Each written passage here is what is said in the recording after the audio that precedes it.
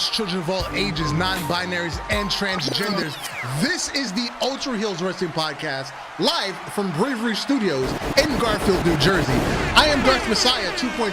I am the mail boy. I am also the CEO. But in case you did not know, every time that I come, it is time to go, because your boy don't pillow talk with these hoes. Jesus! And on the phone, as always, the OG, the triple OG of the Ultra Heelz, that talks all the shit. It's your boy Alex, the motherfucking Hill, aka the Stanley of Podcast, also known as the man that see a girl in a crossface, have her run to a crossface, looking like Austin Theory when he cashed in the briefcase. Nice. Nice. I like it. And on the boards, they call him J Kid. You already know, it's your boy J Kid, Steve Franchise on the ones and twos, bringing you that Ultra Heelz wrestling news. Yeah. What's going on, guys? I guess y'all saw Wakanda Forever. Yeah. Yeah, I did. I saw it twice. I saw it. Is it on Disney Plus yet? Because it's probably the only way I'll watch it. Not yet. Oh, you got 60 days from the release day. Oh, okay. Yeah. I'll talk to y'all in January. Yeah, we'll let you know. We'll review it.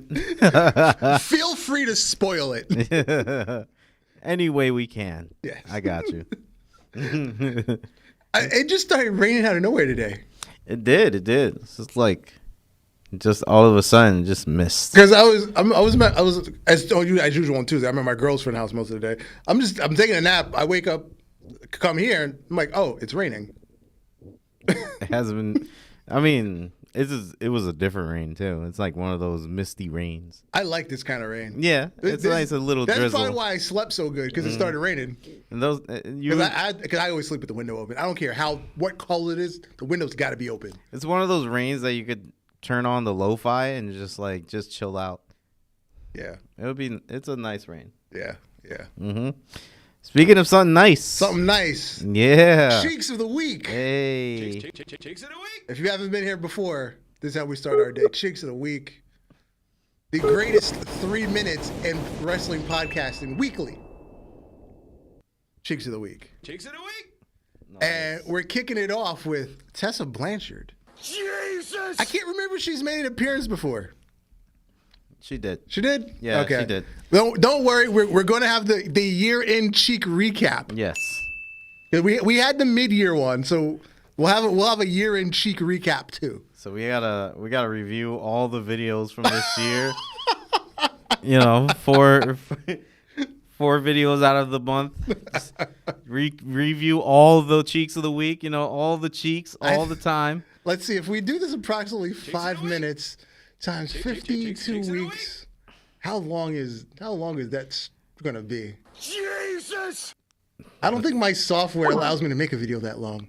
We lost Alex. Hold up. For some reason, I can only make like an hour and a half long, like 90-minute video on my software, which is weird. Well, then again, it's fucking free software on my phone. Anyway. Yeah. I mean, it's free editing software on my phone on my tablet. It's great to have. I mean, it's definitely convenient. Anyway, so yeah, we have Tessa Blanchard, and then round 2 of today. Hey, we got round 2. Gigi Dolan. Before 6 months ago, I didn't give a fuck about Gigi Dolan. Oh shit! What the hell? I think your hand got happy. Yeah, my phone got happy. I guess I don't know. We lost Alex. My phone got happy. I guess. Uh oh. But yeah. Right when I guess when Toxic Attraction took off, that's when her social media got popping. I'm guessing. That's what I'm thinking. He's calling from the He's calling from the other one. Really? Anyway, so a lot of strange stuff happening right now. Which we're still trying to get Alex in the horn. Yeah, so we got Gigi and Jordan Grace. Since we took her off of suspension for her reckless comments about Chris Benoit, she's returned and she's doubling up this week. Looks like she has. Yeah. Definitely. Yeah, doubling up. I'm like the double cheeks she got. Yeah, it's those angles, man. I'm telling you, those angles. You know what, Kelvin? That's a pretty good idea. We can have a March Madness for Cheeks of the Week. March Madness for Cheeks of the Week, yo. If you do remember, Kelvin, on the previous version of the podcast, we did have some sort of female tournament for things that we liked, but this time it'll be cheek related instead of just female wrestlers in general. Valor said I'm surprised Alex isn't playing the new God of War. I'm sure he is. I'm sure he is once we get him back here. We're trying to get him back for this freaking Skype is being annoying. Yes, Valor. Kelvin has a great idea. The Cheeks of the Week March Madness. We've got a... I can dig it. Yeah. I definitely dig it. Yeah. Hold on. I can definitely dig that. And the fact that I save all these photos via email, they can be reused for future content, and then also can potentially indict me for some sort of perjury. But anyway. Let's hope one than the other, right? Yes.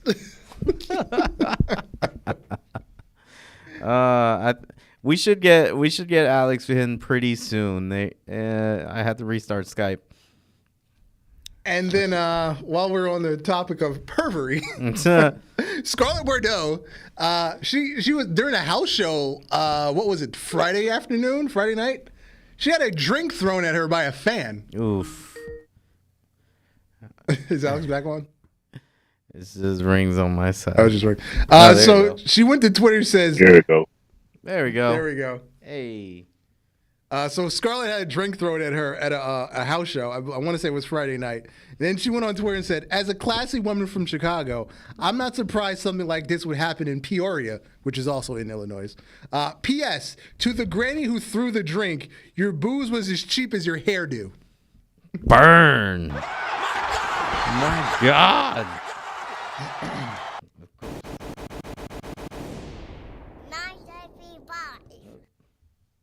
Yeah, so Scarlett out here coming at people's grandmas on the Bird app. Yeah, Elon Musk's Bird app. Bird up. Oh, speaking of which, Drake Maverick's wife just got deleted from Twitter. What? Her account got deleted. Oh, shoot. That happened yesterday morning. What happened? She doesn't know. Oh. She went to log on and your account's been deleted. My God. So, I just want to know what she did. I don't know. There's still plenty of porn accounts, and she got deleted for bikini pics? I don't know. Yeah, what is going on? He needs some milk. Valder, I'm sure I'm on an FBI list somewhere. I've done too much weird stuff in public. I'm sure there's an agent watching my account daily. Accounts. I'm not telling you how many there are, but there are accounts. I'm just saying that they're just not Very oozy. Yeah, they're not oozy at all. No, they're not. They're not very oozy.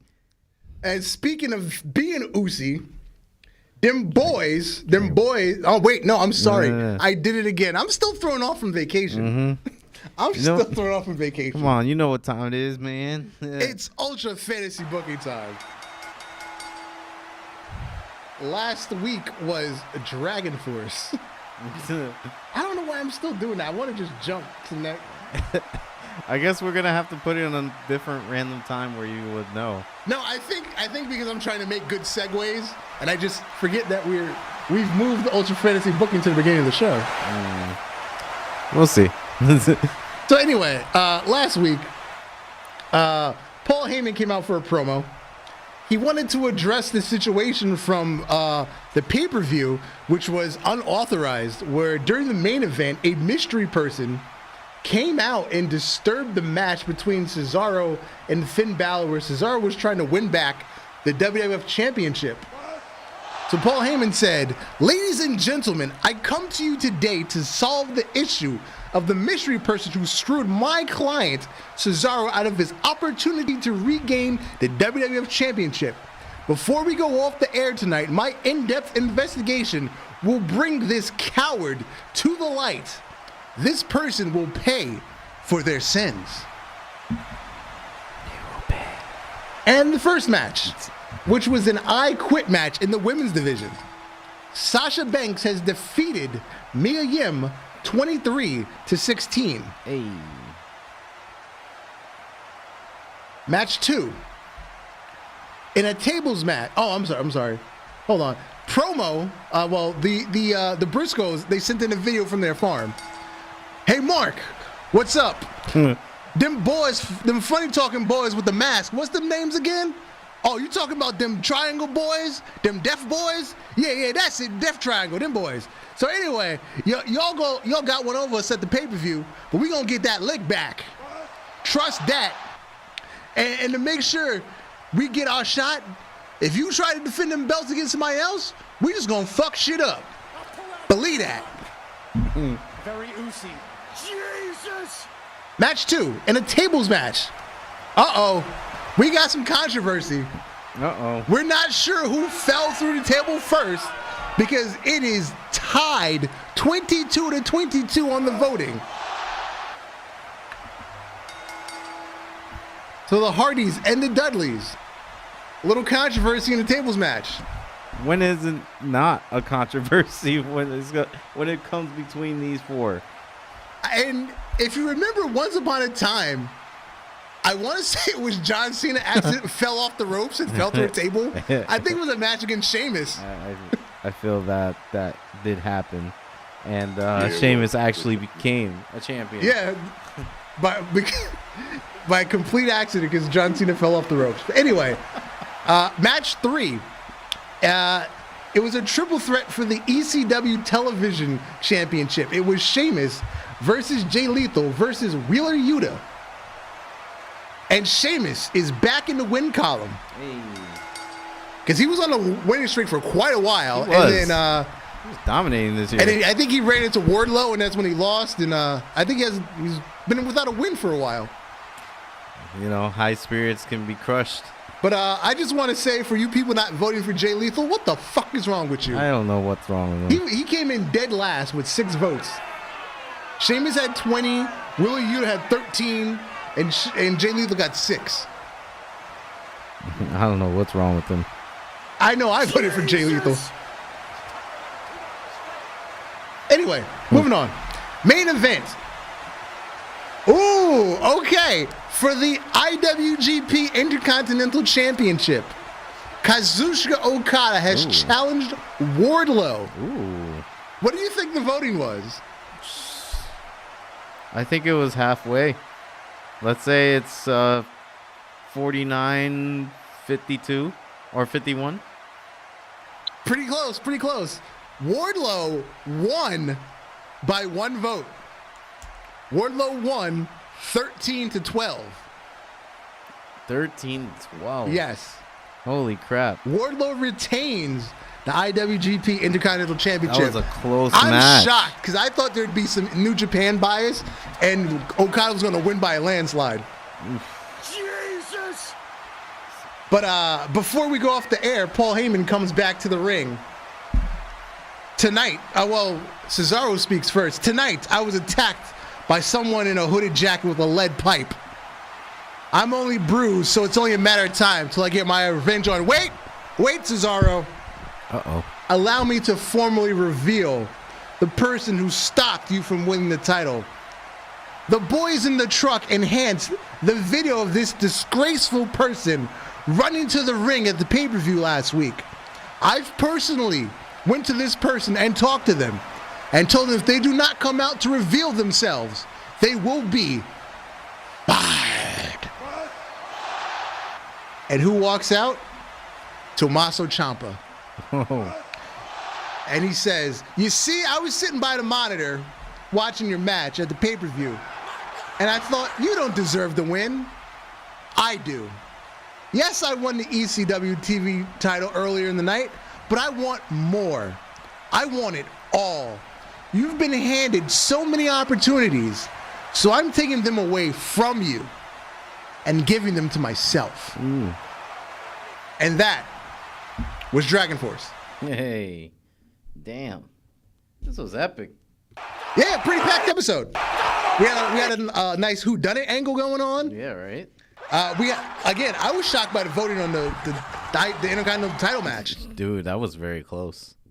That was 1% close. Yeah. Holy crap, that was a good match. That had to be a 5-star. Oh, it wasn't in the Tokyo Dome, so. Yeah. You know. 4.5. Yeah, 4.5. It's 4.5. You gotta have that Regency bias from Dave Meltzer. If it's not in the Tokyo Dome, it doesn't get 5 stars. Exactly. And a messy room. I'll pull out the Glock. And now it is time for Warzone's biggest pay-per-view of the year and the biggest pay-per-view in the history of Ultra Fantasy booking. This will be a 2-night event. Hey. Death before dishonor. Let's get it. Night 1 will kick off with Daniel Bryan issuing an open challenge for the MLW Openweight Championship. And that will be against none other than Mr. For the Brand, Pat McAfee. Match 2 will be a 6-woman tag team match. It will be Nikita Lyons, Taya Valkyrie, and Mercedes Martinez. Team All That Ass going against Tony Storm, Indy Hartwell, and Tanel Dashwood. Team Australia. I have a bunch of Australian women on my roster. Jesus! Complete accident. I also have the Iconics. I have 5 Australian women. Complete accident. Jesus! Sure. Match 3. We have the Usos taking on Very Team Uso. Jewish, MJF, and LA Knight. Very oozy. It's a very oozy match. Very oozy. We have stipulations on this match. A, Solo will attack LA Knight before the match, and it will be a handicap. Option 2, MJF and LA Knight win clean. Option C, the Usos win clean. Match 4, for the AEW Tag Team Championships, it will be Red Dragon defending against the Good Brothers. Match 5, to settle the score between AJ Styles and Adam Cole. AJ Styles has picked the stipulation of a scaffold match. He's going old school. And our main event will be Brock Lesnar defending United States Championship against Cody Rhodes. Mm-hmm. Night 2. Hey. The winner of Daniel Bryan and Pat McAfee will be defending the MLW Openweight Championship again the next night against someone who's been signed off the free agent list. None other than the Big Red Monster, Kane. Hold on. Okay, next up, in a Beat the Clock challenge, Alexander Hammerstone will be in a handicap match against the Grizzled Young Veterans. And on the flip side of the Beat the Clock challenge, Walter will be in a handicap match against Breezango. Walter and Hammerstone have been in a rivalry, and they're going to settle it a little differently this time. How good am I to beat unimportant people on the roster? Or how good are you to beat unimportant people on the roster? We're going to go the route of a Beat the Clock challenge. Match 4. This will be the first ever Tag Team Money in the Bank ladder match. The New Day, FTR, The Acclaimed, and War Machine for the Money in the Bank briefcases. Match 5, for the TNA Women's Championship, Bayley, the champion, taking on one of her longest rivals, Charlotte Flair. And the main event of night 2, Jesus! IWGP World Champion, Jacob Fatu, the Samoan Werewolf, will be taking on Darby Allin. And that is Death Before Dishonor, presented by Warzone. Man.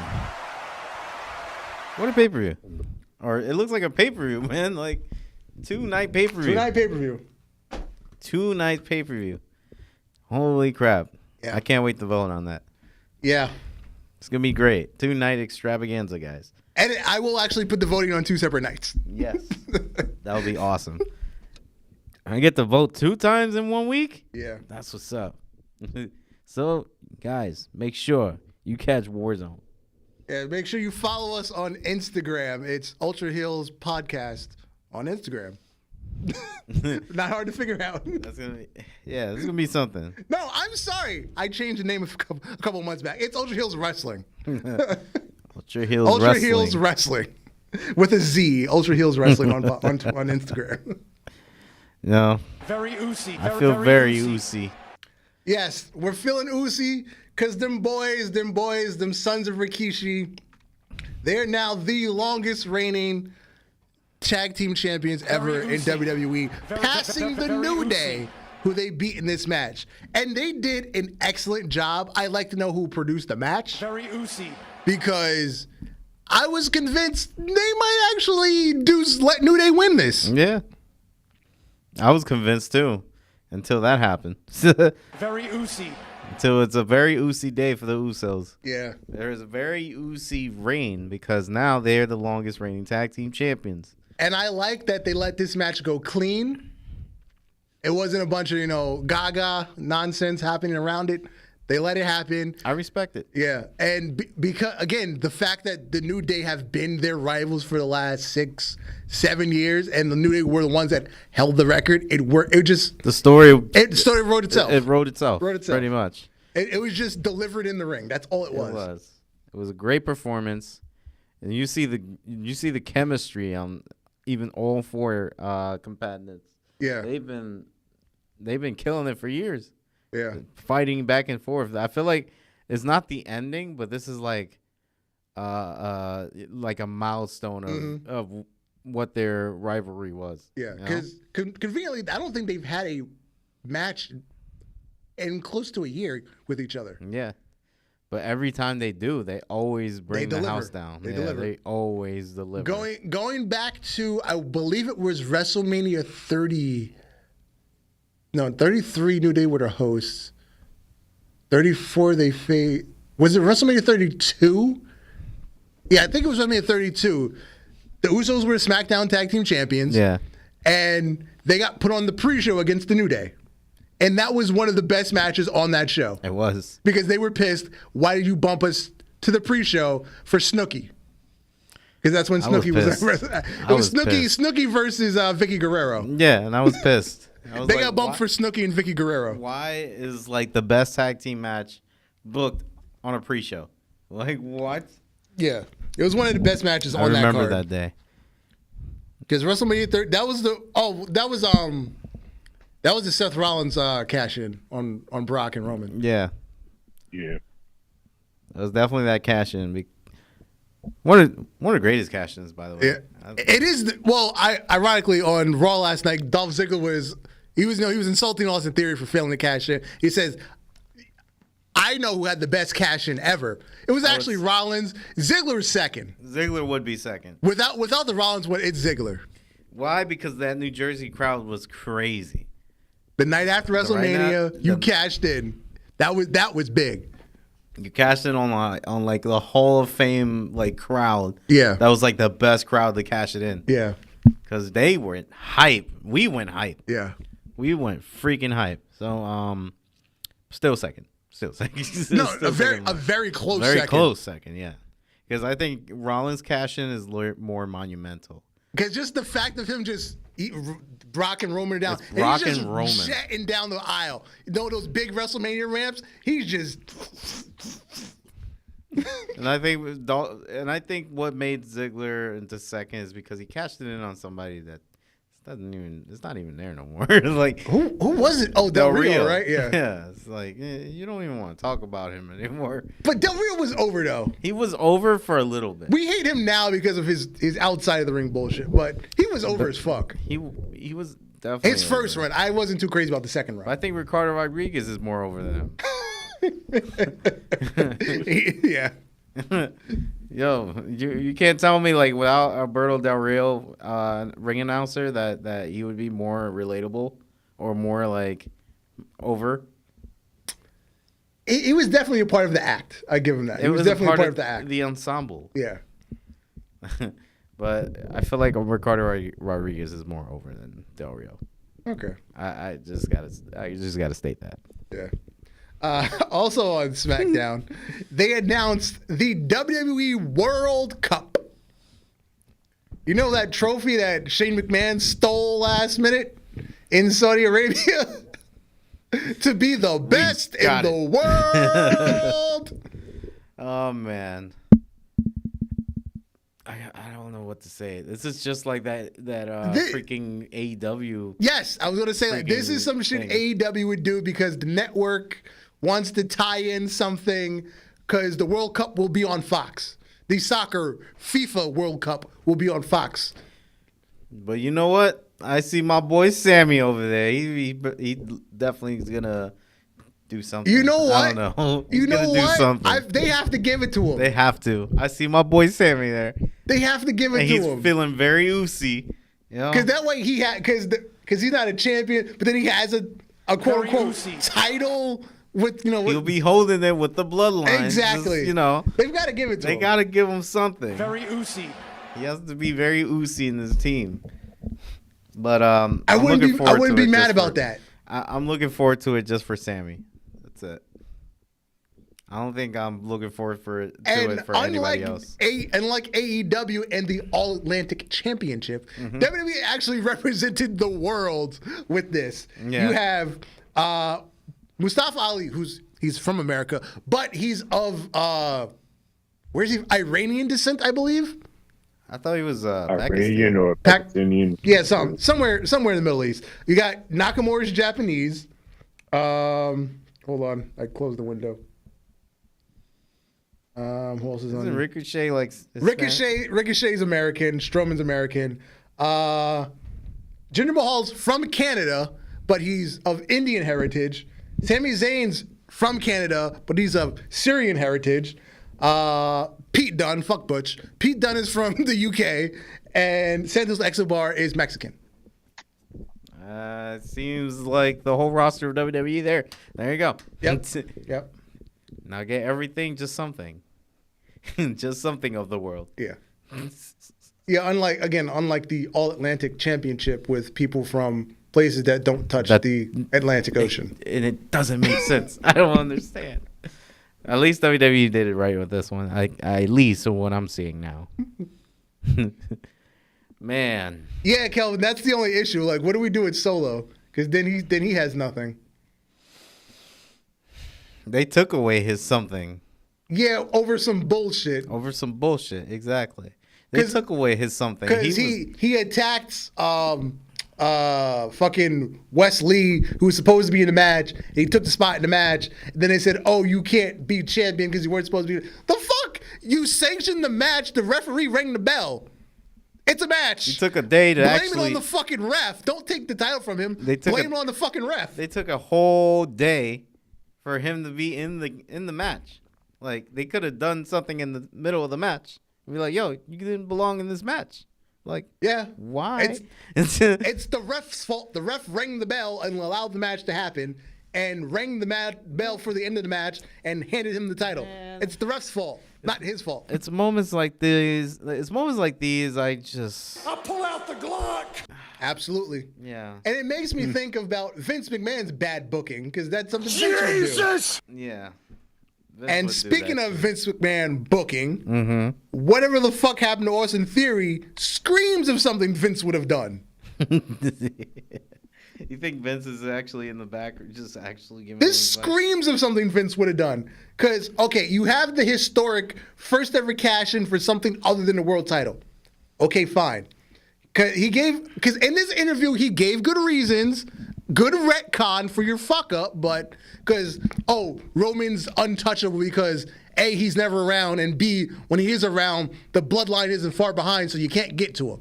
Fine. And he says, when the bloodline wasn't around, Brock Lesnar attacked me, Bobby Lashley attacked me, fucking Tyson Fury attacked me. Other good reasons. Yeah. Fine. But the biggest fucking plot hole in this whole issue, Seth Rollins issued an open challenge. Why didn't he take Bobby Lashley attacked Seth Rollins. The referee never started the match, so the open challenge was never accepted. Therefore, Austin Theory could have accepted the open challenge himself and not have to cash in the Money in the Bank. You know, that's what I was thinking last week when this whole shit was happening. I was like, why didn't he just accept the match? Bingo. Why would he have to put his Money in the Bank in turmoil Bingo. to accept an open challenge? Yes. Massive loophole. Massive plot hole that they couldn't fix. That is some Vince McMahon shit. You can't shit. fix that one in retrospect. And you're right. That is some Vince McMahon shit. That is legit Vince Uncle McMahon Paul shit. let us down on that one. He did. His Vince is showing right now. Yeah. So, Put your skirt down, Triple H. Put your skirt down. please, don't. Or go get your balls out of Stephanie's purse, like CM Punk said. I don't think they're in her purse anymore. I think they're on her mantle in the room. Oh man. But you know what I did enjoy? What? JBL playing poker backstage and drinking whiskey. This tickled me. It did. It just screams of APA. APA all the way, bro. Man. APA comedy. Yeah. I love it. I just miss Ron Simmons right now. Damn. AKA Farouk. Damn. Damn. All they need, and they got the cigars and everything. They had the cigars, they got the whiskey. Were we talking about this? Well, about the door? Yeah, Look, they got the that's poker table already. That's all I was missing was the door. They just need the door. The door was missing. Yep. We were already talking about like they should do like an APA thing, but with the OC. Yeah. Yeah, This is close enough. This tickled me. This tickled me in all the right places. This was close enough. Yeah. I was like, okay. And, Okay, I'm loving this. Apparently, Akira Tozawa won all their money. that was hilarious. And then on Twitter after Raw, he posted a picture of his the little ninja outfit that he wears, and it said, "Thank you." So I'm guessing he's gonna use that money to buy himself a new gimmick or something. I hope so, because Tozawa, I didn't even know Tozawa is still here Yeah, he's still there. until like now. I didn't even know. Yeah. I just watched the segment like almost half hour before we went on. Yeah, he still works there. I was like, damn. But yeah, this just tickled me in all the right places. It was hilarious. Yeah. I loved it. Please do more of But this. you know what I don't love? Whatever's happening with The Miz, Johnny Gargano, and Dexter Lumis. This started out so good, so promising. Now it's going shit. And this screams of Vince McMahon booking. Because apparently The Miz paid Dexter Lumis to stalk him on purpose. So, And Johnny Gargano's the one that revealed the secret. screams Vince McMahon. Oh, The Triple H let Vince McMahon like do work today. Like, did he bring him in and like, yo, I'm running out of ideas. or is this the result of nobody can be Vince McMahon? Triple H cannot do it all. He can't be everywhere and do everything like Vince did. I mean, is this Vince? He can learn. He can learn, but is he with his heart condition willing to put in 18 hours a day and sleep for 3 hours and go to the gym at 3:00 in the morning? If he can't, then Vince won't show, man. His Vince is showing a lot right now, so I can't. I don't know, man. Everybody deserved to have a couple of fuck ups. I'm happy his early now, not when he first started. Yeah, Valor said, "I've never seen an angle fall off a cliff so fast." Yeah, I mean, there's other things that have gone badly this fast, but this is just the most recent one. Yeah, I mean, given like this storyline has stretched out a bit now. Even taking out the fact that I don't like Johnny Gargano, just the story itself sucks now. It just sucks. Just because he put Johnny into it. I feel like there was no reason to put Johnny in this segment. Whoever you put in that role, Like, it wasn't going to work. Wasn't he doing a beef with freaking Austin Theory, his old tag team partner? Like, Yeah, he was doing something with Theory. And then they literally completely took it out of the story. Yeah, then they went with the Dexter Lumis thing instead. Like, meanwhile, Indy Hartwell is still in NXT. I mean, you should have still let him, Who I think is already a better wrestler than Candice LeRae, but that's another story. Hey, everybody's got a talent in something. Because the Candice LeRae is just a 40-year-old lavender haired nobody to me. That is true, but at the same time, she's more adorable than Indy.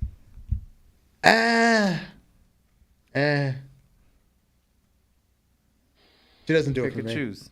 Anyway. Pick and choose. Oh, Kelvin said, "What's up with the Miz and the Mr. Rogers sweater?" That's because he was supposed to be doing like a sob story on Miz TV, so he came out trying to look as innocent as possible. Miz got a million of them, don't he? Yeah. He's got a million of them. Yeah. Oh. Now, we're getting ready for a pay-per-view, man. Yeah. Survivor Series War Games. Brought to you by not William Regal. Yeah. Michael Cole tried to do it, and it was horrible. It was. It was horrible. At least let fucking the British guy on Raw do it. So at least you have the fucking accent. I don't like him as a commentator either. Yeah. I think I'm willing to say I'd rather have Byron Saxton back. That's how much I dislike. I'm so used to Byron Saxton's voice already, and it's just like, fuck it. We would need him back. He's that early Michael Cole. I'll take Tony Schiavone over this guy. I'll definitely take Tony Schiavone. And Tony Schiavone doesn't say anything. I'll take JR's fuck ups sometimes. At least his fuck ups are funny. It is when he says WWE Dynamite. WWE Dynamite. I wonder how much money he lost. Or he calls Moxley Dean Ambrose. Yo, I feel like JR is physically still in WWE or mentally still in WWE. I don't blame him. I do not blame him. I would wish he would come back as the last time, you know. Yeah, he's gonna come back, do one more WrestleMania main event. And yeah, exactly. Right off into the sun. And just forget certain moves. But yeah, last night excited. last week Mia Yim was propositioned by Damage Control to join their team for War Games, and being that Mia Yim is a babyface she joined the OC, she's on the babyface team with Bianca instead. Mm-hmm. And then Rhea said, if Mia's on that side, I'm with you guys. So we now have the heel team full. It's Damage Control with Nikki Cross and Rhea Ripley. Now, on the face team, we're missing somebody. Well, no. Lady Vacant is on the team. You are absolutely Lady right. Vacant. You are absolutely right. The champion we all need. That was not from me. That's from Valdor. It didn't even occur to me. The champion we all need. Yeah. Lady Vacant. The greatest WWE champion, AEW champion, NWA champion, whatever federation champion. Yes, Lady Vacant. Lady Vacant. She's going to do well. She's going to do well next Sunday. I guarantee she gets the winning pin. They're going to make all the titles on the line, even the ones in her partners. Even the women's championship. She's going to win all of them. Oh, she's going to do well. Yeah, I can't wait. Speaking of Rhea Ripley joining the team, at a house show over the weekend, I believe it was a mixed tag match. I want to say it was Rhea and Finn against Rey Mysterio and Raquel Rodriguez. And they both of these massive women decided to put these tiny men in stalling suplexes and just held them there for quite some time. Well, Rhea got it easy. Yeah. Ray's like what? Rhea's about 6 foot. Yeah, but Ray's like what? Like 90 pounds? Oh, you mean Rey Mysterio? Yeah, he's probably like about I know. I'd say he's a legit 160 because he's ripped. I give him a good 160. I know Finn's heavier than that, so I'd rather give it to Raquel Rodriguez. Finn's probably about a legit 190. I think they book him at like 210. Yeah. But he's probably like a legit 190. No, what impressed me was with Rhea is that she was able to lift Luke Gallows. Oh yeah, well, when you do a scoop slam like that properly, a lot of it is on the person taking it, helping you. That's what I was saying. It just go helped, up. But you know what? Because it goes back to like Andre with the body slam challenge. he can purposely not make you slam him. If you just don't move, you're not moving somebody like that. I don't care how big you are, how strong you are, Lex Luger, Hulk Hogan, King Kong Bundy. I don't care who you are. If somebody that large doesn't want to go up, they're not going to go up. What was Andre, like 500, 600 pounds? Early in his career, he was close to 400, but by the time he got old and his illnesses killed him, he was closer to 6. Yeah. Same thing with Yoko. Yoko, when he started, he was doing spinning heel kicks and shit. Dude, he was Yoko like was huge. 425. But by the time he died, he was well over 7. Yeah, Yoko was very huge. By the time he died, he was well over 700. Shit. I don't know how a big guy could move that fast. Holy fuck. Well. Yeah, there we go. These Dami mommies. I was just seeing a video. Of Rhea Ripley. She was in the stage. Someone was like, "I'm your poppy." She was like, "No, you're not. No, you're not." But yeah, he said that shit with a confident face too. Like, damn, Yeah. hurt his feelings sideline. Shit. Word. Yeah. So Road Dogg, on his podcast, I forgot what it's called. It's something to do with one of his catchphrases from DX. But on his podcast, he said something to the effect that he said, "I am a better sports entertainer than Bret Hart ever was." I think that's fair. But he also went to say, sports entertainment beats wrestling every time. So in all, he was saying, I'm a better pro wrestler than Bret Hart. Because he says the money is where sports is in sports entertainment, not wrestling. So Daddy Magic of the Japs, the Jericho Appreciation Society, he said Daddy Magic is a better sports entertainer than Road Dogg. Okay, fine. And then Dax Harwood, he replies, and this whole time, I thought I didn't like you. Meaning Dax doesn't like Road Dogg. Of course. The enemy of your enemy is your friend. Yes. And now the more you know, guys. The more you know. I'll pull out the Glock. Touch tougher than a $2 steak. Yeah. Man. So the debut of, is that what's next? Yeah, that's what I got next. Oh, I must have missed one. Okay, anyway, I'll talk about it anyway. Kazuchika Okada. He was at the Japanese premiere of Black Adam. In said interview, he revealed that he is doing some voice work. He did some voice work in the Black Adam movie. I don't know what character he was, but he did some voice work. Oh, wow. And he also says, it looks like he can fight, referring to The Rock. He looks like he can do it. I think we can have a match. Well, as a fellow pro wrestler, I'd like to have a match with Dwayne, Okada said.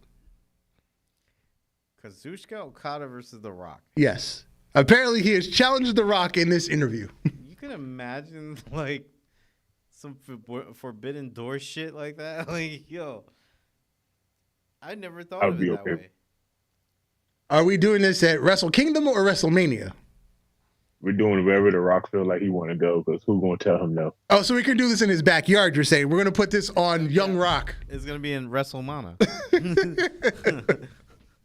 It's just gonna be a cutaway scene in Young Rock. Imagine. It'll be like, I had that one dream a long time ago as a kid. I faced this guy, and this is going to be Okada. You're like, nigga, wait, what? Ain't you older than him? I always wondered, though, like, what if The Rock ever wrestled in New Japan? Yeah. Normally, the crowd in Japan is quiet. I feel like they would scream like WrestleMania just because he's there. I would see that. It's just like, damn, like it's a new thing to see, The Rock in the stage like that, like where everything is appreciated instead of like cheered for and stuff. My thing is, do you think The Rock can last about 45 minutes? No. Oh no. No. I don't think so. No, he takes too much HGH for that. I don't think so though. But I'm just saying, like promo wise, it would be very interesting. Yeah, the official Japanese Black Adam will debut in theaters on December 2nd. So the premiere was this past weekend. Yep. Instead, I went to see Wakanda. Yeah. So sorry, DC. Yeah. Back to MJF. He did an interview on what's that fucking podcast called? Pardon My Take. Apparently, it's one of the biggest sports podcasts in general, not just wrestling, just mainstream sports. He was promoting the title match at Full Gear, obviously, and he was referring to this match is for anybody who's ever tried to slight me or outshine me when I was supposed to have my big moment. He referred to my first big moment in AEW was overshadowed by a neck tattoo. Yeah, good point. His first pay-per-view match in AEW was against Cody Rhodes, and that was when Cody went and got that nice big thing on the side of his neck. He then said, I was outshined by Chris Jericho for a year. That whole bullshit. That really did drag MJF down. It did. He said, I was outshined by who was the other person he said outshined him? I forgot the other mention he made.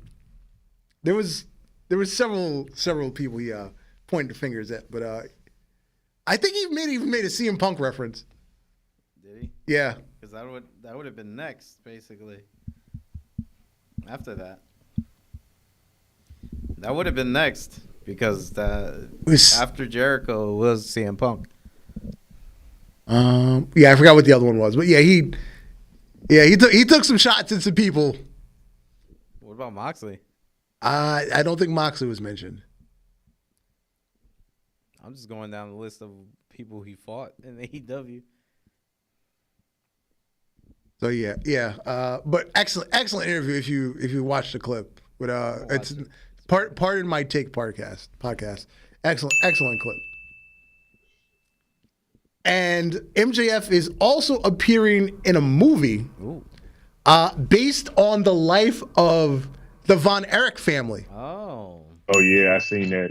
Zac Efron is one of them, and he packed on the muscle. Yeah, Zac Efron's gonna be Kevin Von Erich, and Alan White will play Kerry Von Erich.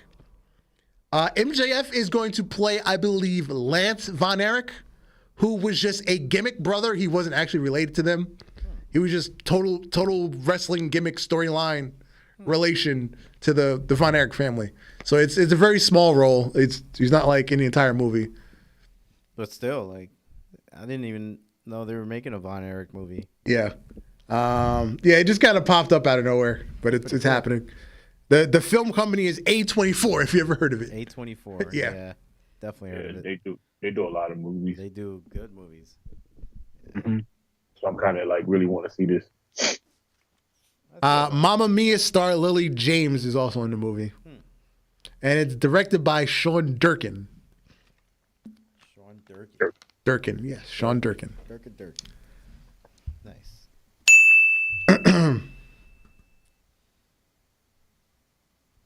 So, on the other show? While we're talking about the other show? Yeah, while we're talking about the other show. Mm-hmm. If you've noticed, over the past calendar year, Miro has had exactly 4 matches. 4. I was thinking this the other day, like, Miro doesn't have that much match. If you remember, I want to say it was February when Johnny Dynamite, John Morrison, Johnny Dynamite debuted in AEW. His first of 2 matches. He was only there for 2 matches. Miro answered the challenge. And then he didn't have another match until, July, which was the qualifier for the All-Atlantic Championship at Road Rager. And then he was in the title match for the All-Atlantic Championship at Forbidden Door. And then he had a match at All Out. He was just randomly put in a 6-man tag to join Darby and Sting. Why I feel like Miro's like a seat filler for any I type think of he match is. that they need.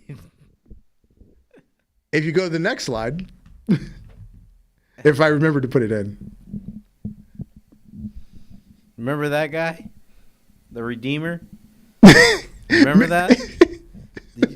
Did you guys remember him? This is Miro commenting on a fan's post. He says, yeah, I remember that guy. I feel like we're going to be screaming Rusev Day all over again. I wouldn't be surprised. I wouldn't be either. I wouldn't be surprised. Honestly, I would love it. There's a lot of people that thought the grass was greener in AEW, and it ain't. The grass was greener when Vince McMahon was in WWE. No, grass was greener when Vince McMahon had all his faculties. Yes, and the grass looked a little greener at AEW, and looks okay. Well, it seems peaceful there. It seems peaceful. Oh, I can have input on creative. You can have input. Tony Khan doesn't use it. He'll listen to it more than Vince will listen to it, but he doesn't use it. Mm-hmm. And if it sounds great, if it's not something he thought of, if it's not something Chris Jericho thought of, or the Young Bucks, or Kenny Omega, or John Moxley, he doesn't use it. That's the only people he listened to. And Moxley really doesn't give much input on anything that doesn't involve him or people around him. But Jericho has an opinion on everybody. Omega has an opinion on everybody. Mm-hmm. So does Young Bucks. Yeah. Shit. No, the Young Bucks just have an opinion on people who are a threat to them. And they know how to bury them without directly burying them. Like giving FTR the Ring of Honor title championships and giving them the AAA titles and then not allowing them to have an AEW title match. You make them look important, but then you take it away. The real thing that makes them important. And then you keep them off of TV for 2 months at a time. And then you put them in an 8-man tag. And then they're not on TV again for 2 months. Wow. That's what the Young Bucks are good at. They're really good at that. Yeah. I see that. But yeah, guys, remember the Redeemer? Yeah. Yeah, Miro, and then, he had a day. Oh, yeah. Kelvin was mentioning Sarah Logan has returned as with the Viking Raiders War Machine Express experience. It was something with an X, EX. I'm honestly burned out on them because how many times have they been rebooted? Mm-hmm. And it's only a matter of weeks until they're jobbing or they're a comedy gimmick again. It's only a matter of weeks. They've been rebooted more than Batman movies. Yo, word. Pretty much. Oh, shit. I never turned my phone off today. So, am I understanding this correctly? Bobby Fish had a boxing match. In a boxing match?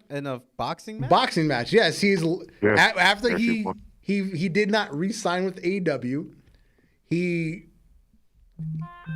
I thought I turned my phone. Oh, wrong No, button. I did send you something though. Yeah. I like that this says stance is unorthodox. Yeah, he's lefty. It's just that, and kind of unorthodox of him boxing right now, like after wrestling. I heard of UFC. Bobby Fish made his pro boxing debut in a successful win over. And he won the Hold on, thing. this guy's name is African. Deji Olatunji. Black guy, got it. African. Wow. And this match was in Dubai on the Floyd Mayweather card. And he won the damn thing. Okay, well, this is something new. This is something that CM Punk can't do. Yeah, he's got one up on CM Punk, yes. He does. Holy crap. Yeah, Bobby Fish won.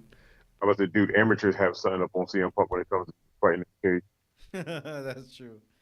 Well, way to go, Bobby Fish. Yeah, Bobby. I guess we won't see you in wrestling for a bit. Yeah. Also, Nick Aldis is still running his mouth on Twitter. Oh yeah, following Hard Times 3. Aldis was supposed to be in the main event, facing Trevor Murdoch for the NWA World title, but prior to the event, Nick Aldis publicly said, "My contract runs out in December. I'm leaving," and basically said, "Don't bother watching the match because I'm going to lose." And Billy Corgan immediately suspended Nick Aldis, something Tony Khan would never do. Basically, the way Billy Corgan has handled this thing is everything Tony Khan has failed to do anytime there's any sort of controversy. But yeah, so he says, I hope you see why it was important for me to let you know that I had given my notice to NWA before this pay-per-view. What was once a promising endeavor, I turned down bigger opportunities to take on, has become the most toxic pro wrestling in the sport. Thank you for your support, Nick Aldis. Yeah. So, Trevor Murdoch ended up losing the title to none other than Tyrus, a.k.a. Funkasaurus. The Funkasaurus. Funk is on around. Somebody's knocking. Give me 1 second. Yeah. Yeah. Who would have thought fucking Tyrus would win the NWA World title? Makes very little sense to me. Yeah, Kelvin, you saw that pop up on the screen. The fake Royal Rumble list. And this will be our what's the segment called? Stupid lists. Stupid lists. We have a stupid list this week. Stupid list? All right, let's see. Yes. Somebody put this on, I found it on Facebook. They claimed this is the official WWE booking of the 2023 Royal Rumble. It says this rumored Royal Rumble run sheet is making rounds today, and if it's true, Matt Cardona, CM Punk, and Jay White are WWE bound. The CM Punk alone? No. He's still not officially released from AEW that we know of. Look, I'm about to say, Matt Cardona, I could see because why not? Yeah, he's everywhere like bird shit. But he's going as Matt Cardona. No, he'd probably be Zack Ryder. I don't think they're letting him show up as Matt Cardona. Maybe. I know it's Triple H, but I don't see them letting him show up as Matt Cardona. Here's one. Jay White. Jay White, yeah. I could see that. So according to this list, Seth Rollins, Matt Riddle, Austin Theory are the first 3 entrants. Apparently, Seth Rollins is going to last the entire Rumble and be eliminated by Cody Rhodes. Cody Rhodes is going to come in number 25 and make his triumphant return and eliminate Seth Rollins last. Let's see. Because here's something I know WWE does not do on their booking sheets. They don't give times people are going to be in the Rumble. They give you a number. They give you the person you're going to be eliminated by. That's it. Seth Rollins is going to be in the Royal Rumble for 56 minutes, 35 seconds, and 20 milliseconds. Seriously? You seriously put that on here? Well, the sad thing is, I would say it wouldn't be true, but then you think about it. Every year when the next Royal Rumble happens, they always have it down damn near to almost a millisecond of how long these motherfuckers been in here that nobody is keeping count of or less is really caring. Yeah, after the Rumble, not before it. Somebody put Brock Lesnar is going to be eliminated by Gunther. I can see that. I could definitely see that. I can see that. That's something fair to set something up down the road. I'm fine with that. Gunther's eliminated by McIntyre. They put Randy Orton in this, even though Randy Orton just had posted a picture. Well, his wife just posted a picture of him having back surgery. So we're gonna have Cena. So we're gonna have Cena back. Oh yeah, it says Cena's in this. Cena's gonna get eliminated by Cody. Eliminated by Cody. Yeah. Wow, that's gonna be something. Who else did they put in this? They put Shinsuke Nakamura in. Like I said, Jay White. Jay White is going to get eliminated by AJ Styles. That's pretty cool. If that were true. Jay White's going to eliminate Shinsuke. We got Solo. We got Cross. We got Owens. Owens is out. He got hurt over the weekend at a house show. I would think that Cody would literally. Cody has a lot to eliminate here. Yeah. Well, here's my only gripe for this list is the only two people from NXT that's coming over here. Yeah, Carmelo and Braun Breaker. My biggest issue goes back to the CM Punk issue, because if you read the note on the bottom, it says CM Punk was originally going to enter as number 30. However, he was attacked by Brock Lesnar with 3 F5s and was unable to participate. Really? It sounds like our booking. Yeah. But really, I don't. Why would you waste a CM Punk debut to him get attacked by Brock Lesnar? I don't know. Especially after Brock is still a babyface. Well, hopefully this is one of those subject to change cards, because It's a stupid list. I think it is. It's a stupid list. And I don't think they're gonna go by this list. No. Well, it is time for us to go. I've been Darth Messiah 2.0, and you, sir? Alex the motherfucking Hill. Good night, J. Kid. good night to all. Good night. Peace.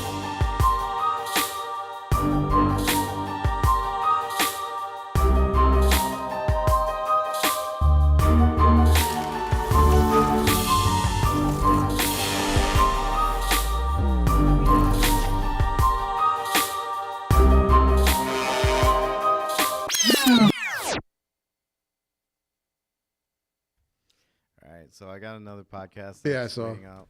Oh, I got that picture of Leah you sent, but I was moving and shaking today. I didn't have time to add it. Oh, I need you to add the other point to see it. Oh, all right. But I got it saved for next week, though. We'll come back to it. Word. Well, what the cheeks of the week? See how somebody won. Oh, Fucking yeah, call yeah. me. Fuck on my phone. It was Tessa Blanchard, Jordan Grace, and Gigi Dolan. Oh, that one I sent you? Yeah. Let me tell you something. I was on Twitter when she posted that. I saved that immediately. I was like, boop, boop, and saved that. It was only up there for like a few seconds. But all right, I'll let y'all go. Gotta go figure out life. All right. All right, yo. All right, dope. Peace. Take care.